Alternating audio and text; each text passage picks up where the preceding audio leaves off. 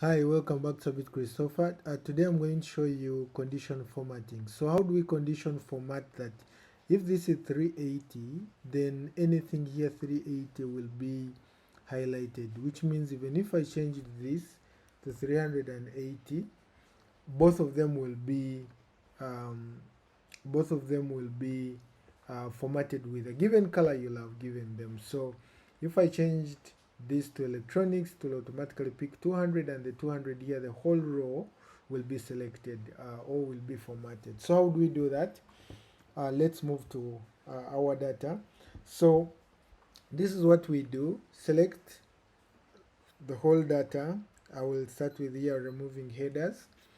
I'll go to home, condition formatting, add a new role. So you'll get a dialog box like this. Make sure that you take it to custom or classic.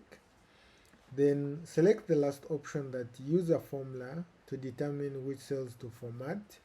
Then here, this is the formula. So what are we relating to? We are relating to the value here, and it should be equal to anything in this column. So what is our first value? We shall click on the first value, which is this.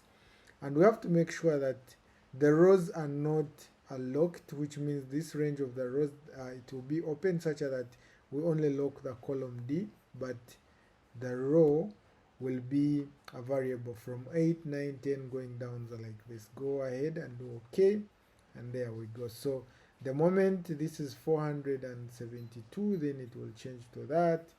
If I change this to south 521, it will change. Imagine if I change this one to 521, we shall get that also highlighted.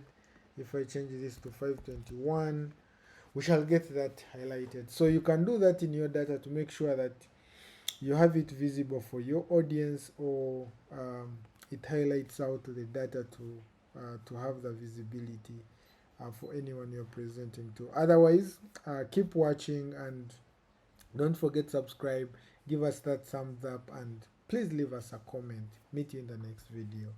Bye bye.